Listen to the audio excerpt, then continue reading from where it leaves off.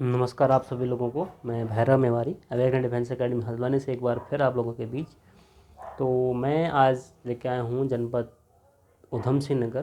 तो मैं आपको बताने जा रहा हूँ आज जनपद ऊधम सिंह नगर के बारे में। ठीक है, सबसे पहले हम जनपद के बारे में जानना चाहते हैं। ऊधम सिंह नगर जो है हमारा एक तराई का जनपद है, जो उत्तराखंड का एक प्लेन का प्रमुख जनपद जिसको जाना जाता है, और जो कृषि और खाद्यान्न फसलों के लिए भी अग्रणी जनपद है। उसी के साथ साथ इंडस्ट्रीज़ के एरिया में भी ये प्रमुख जनपद है। तो सबसे पहले हम मेंशन करेंगे जनपद को ऊधम सिंह नगर। ठीक है,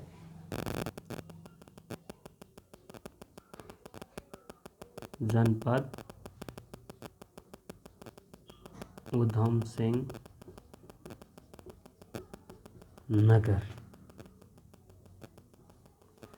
जनपद ऊधम सिंह नगर जैसा कि आप जानते हैं, ठीक है, 1995 में 1995 में इस जनपद की स्थापना हुई है।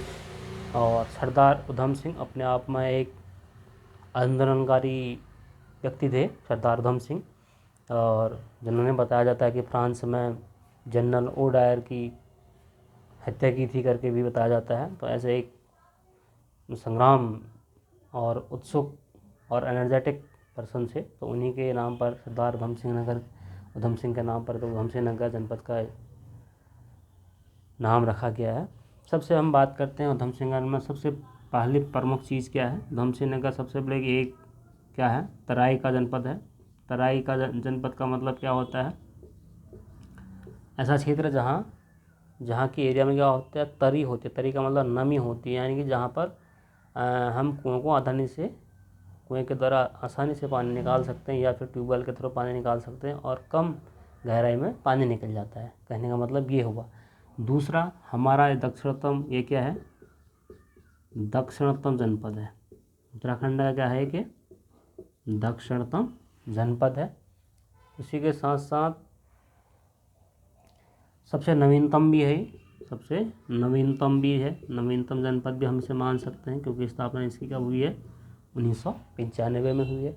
और इसी के साथ साथ यहाँ पर जो प्रमुख रूप से हम देखते हैं, तो यहाँ पर क्या है, गोविंद बल्लभ पंत विश्वविद्यालय है ना। गोविंद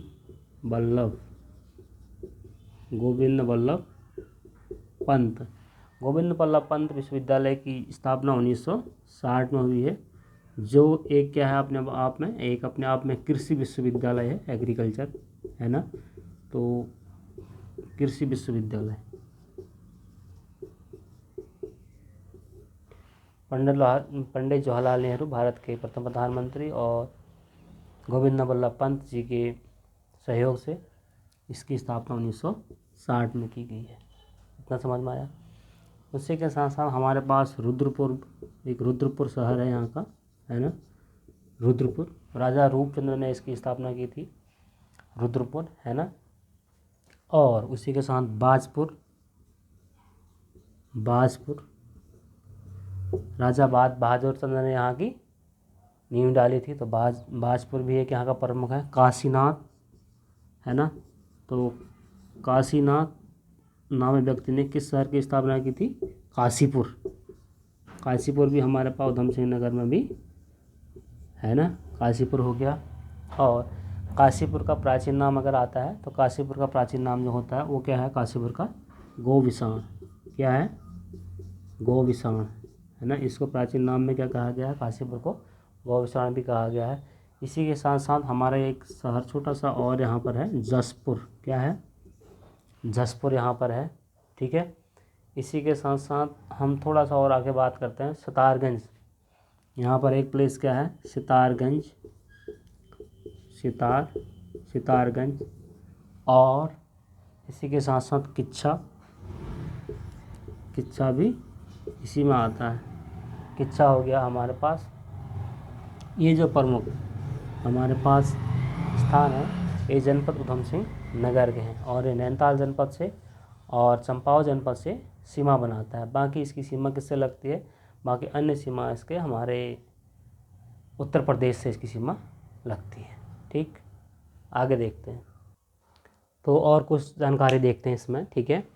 तो अगर हम बात करें इसकी, ये वाला पोर्शन और ये वाला, इसका हम पूरब से पश्चिम तक की अगर लंबाई की बात करते हैं उधम सिंह नगर के, लगभग 170 किलोमीटर क्या है इसकी एक प्रकार से लंबाई है। और अगर हम चौड़ाई देखते हैं ऐसे, है ना, तो ऐसे इसकी कितनी है, 30 किलोमीटर अप्रॉक्स इसकी चौड़ाई, यानी कि ये लंबा उसमें आयताकार में फैला हुआ हमारा एक तराई का जनपद है। जिसमें मैंने बताया है यहाँ पर हमारे पास सितारगंज है ना, उसके समीप में हमारे पास यहाँ पर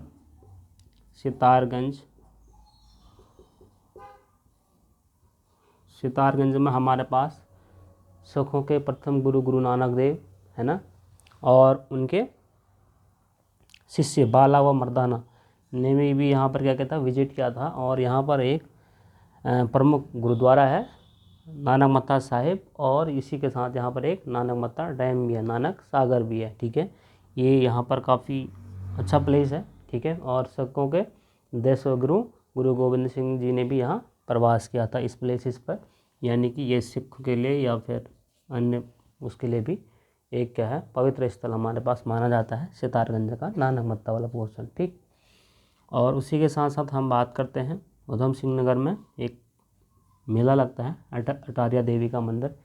ये कहाँ लगता है, ये भी उधम सिंह नगर के रुद्रपुर में। और पंतनगर विश्वविद्यालय, जैसा कि मैंने बताया था 17 नवंबर 1960 को इसकी स्थापना हुई थी।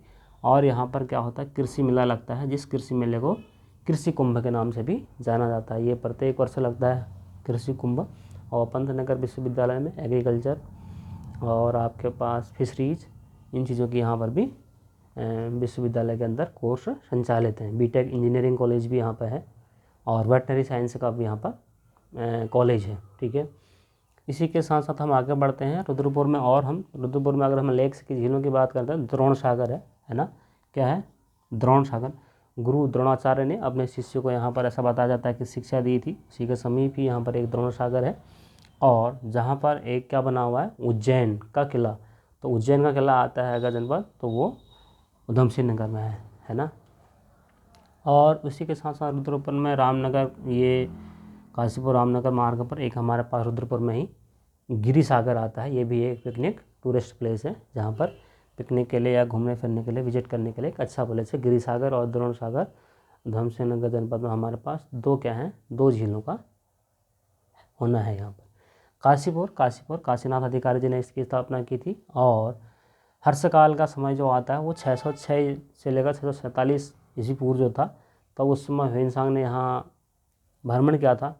तो उसने यहाँ पर क्या किया था, बहुत सारे बौद्ध मठों को देखा था। ठीक है, उसी के साथ साथ उसने इस प्लेस को क्या कहा था, गौविशाण कहा था। तो काशीपुर का प्राचीन नाम अगर आता है एग्जाम में तो गौविशाण होता है। ठीक है, और यहीं काशीपुर में ही हम बात करते हैं, काशीपुर में एक उज्जैनी देवी का मंदिर भी है, उज्जैनी देवी मंदिर। इसे अब वर्तमान समय में बाला सुंदरी का मंदिर भी कहा जाता है। और यहाँ पर चैत्र में यहाँ पर मेला भी लगता है। ठीक है, उसी के साथ साथ काशीपुर भी हमारा एक ऐसा प्लेस है जहाँ पर एक कवि हमारे गुमानी पंत जी का जन्म स्थान भी है यहाँ पर, तो यूएस नगर के अंतर्गत ही आता है। ठीक है, और जसपुर चंद्रवंशी राजाओं के राज्य मंदिर जो था, जसोधन के नाम पर जसपुर इसका नाम बढ़ा हुआ है। ठीक है, इस तरीके से उधम सिंह नगर से जनपद से रिलेटेड कुछ सामान्य बातें मैंने आपको बताई। मुझे उम्मीद है इन बातों को लेते हुए और आप इसको अध्ययन करेंगे। इसी के साथ साथ इंडस्ट्रीज़ में अगर देखा जाए तो सिटकुल का तो हेड ऑफिस देहरादून में है, और रुद्रपुर में इंडस्ट्रीज़ एरिया है जहाँ पर डाबर है, अशोका लेलैंड है, टाटा मोटर्स है ना। इस प्रकार से विभिन्न प्रकार की कंपनियां यहाँ पर हैं। इसी के साथ साथ एक मिनी जो हमारे पास इंडस्ट्रीज एरिया है वो सितारगंज में भी है, जहाँ पर भी बहुत सारे प्लांट लगे हुए हैं, जैसे बालाजी एक्शन हो गया आपके पास, है ना, और बहुत सारे ऐसे प्लांट वहाँ पर लगे हुए हैं। ठीक है, ऑटोमोबाइल्स के भी हैं और अन्य प्लांट भी वहाँ पर वर्किंग में है। ठीक, और इसी के साथ साथ सितारगंज के प्लेस में ही एक संपूर्णानंद जेल भी है। ठीक है, और अभी जो हमारा जमरानी बांध स्वीकृत हो गया है, 2029 तक इसको बनना तय हुआ है। और जितने भी लोग इस गोला नदी का प्राचीन नाम गार्गी नदी है, गोला नदी के समीप जितने भी ग्रामीणों लोग आ रहे थे इसके उसमें नदी के क्षेत्र में, तो उनको विस्थापित किया जा रहा है। तो उनको लिए पुनर्वास का जो स्थापना की गई है वो हमारे पास किच्छा पराग फार्म जो है हमारे किच्छा के अंतर्गत आता है, और कुछ स्थान हमारे पास तारगंज के एरिया में आता है, तो उन लोगों को भी पराग फार्म आता है। तो ये जनपद उधम सिंह नगर में उन लोगों को विस्थापित किया जा रहा है। ठीक है, तो ये एक थोड़ी सी जानकारी थी। मुझे उम्मीद है आपको ये क्लास समझ में आई होगी। इस क्लास में इतना ही, और वीडियो को देखने के लिए और अपना समय देने के लिए आपका बहुत बहुत धन्यवाद। Thank you. Have a nice day.